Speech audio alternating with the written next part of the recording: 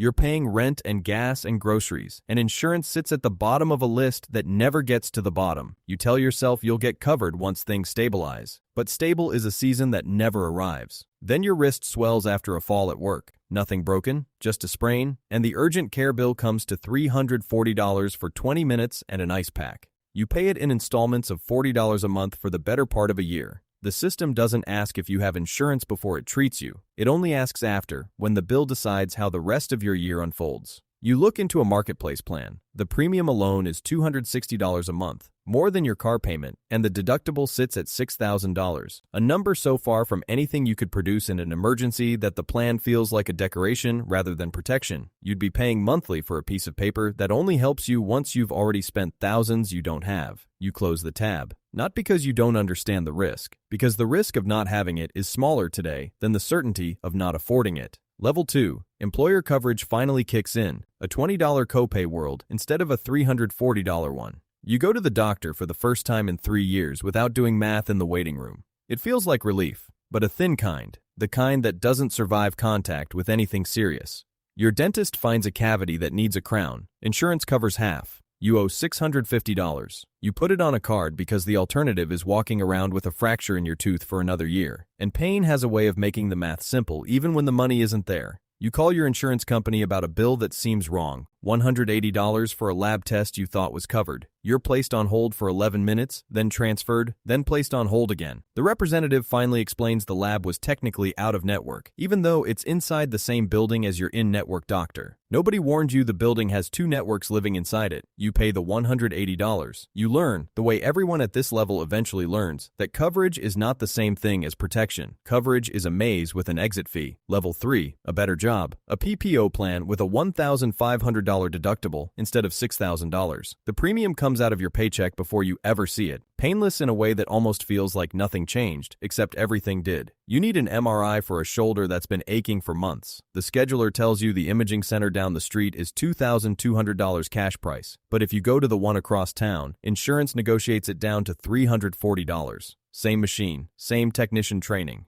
different number stapled to the same procedure, depending entirely on which door you walked through. You start reading the fine print for the first time, not out of curiosity, out of self-defense. You learn the word prior authorization, a permission slip your doctor has to request from a stranger at the insurance company before they're allowed to treat you the way they already decided to. The stranger denies it once, automatically. The first request almost always gets denied regardless of the diagnosis. Your doctor's office appeals it. 9 days pass with your shoulder no better than before. The system isn't built to say no forever. It's built to say no first and see who has the energy to ask twice. Level 4, a $95,000 salary, and for the first time, a plan that actually behaves the way the commercials always promised. The deductible is $500, met by February most years. You get a letter in the mail, not a bill, a letter informing you that your plan now includes a wellness program with a health coach who calls to check in. Nobody called to check on you at level 1. The system didn't know you existed except as a debt. Now it calls uninvited, curious about your cholesterol, because a healthier you costs the insurance company less over the next decade than a sicker one does. A specialist recommends a procedure. Instead of the denial you've grown used to, prior authorization comes back approved within 48 hours. You don't know why it's faster now. You only know it is. Somewhere in the system, an algorithm has quietly reclassified you from a probable cost into an acceptable risk, and the paperwork that used to take weeks moves like it's been greased. Nobody explains this shift to you. It just happens, silently, the way privilege usually does, indistinguishable from good luck unless you've lived on the other side of it.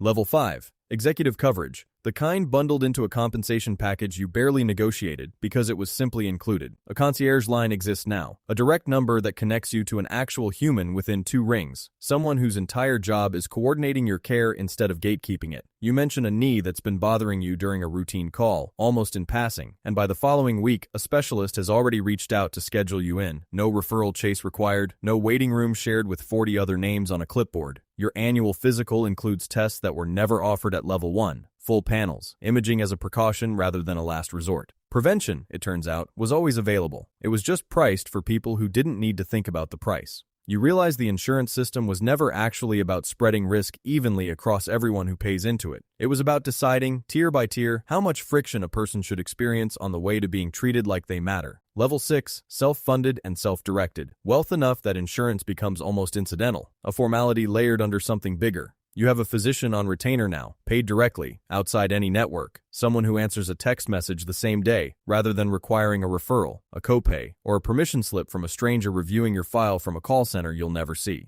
When something needs specialist attention, your doctor makes one call, and the appointment exists by the following morning. You think back, without meaning to the urgent care bill for the sprained wrist, the $40 payment stretched over most of a year for 20 minutes, and an ice pack. You wonder whether the version of you standing in that waiting room would even recognize this version, walking into an appointment that was scheduled before you finished describing the symptom. The system never became more efficient. It only became more efficient for you. Specifically, once the number attached to your name crossed a threshold nobody ever tells you about in advance. Somewhere right now, someone is on hold for the 11th minute, listening to the same 4 bars of music loop again, waiting to ask why a lab inside their doctor's own building somehow wasn't covered. They don't know yet that 30 years from now, if the numbers move the right direction, a call might come to them instead, a coach checking on their cholesterol, a concierge line answering in 2 rings. The insurance system was never actually protecting people from risk. It was measuring, quietly, how much risk each person was worth protecting.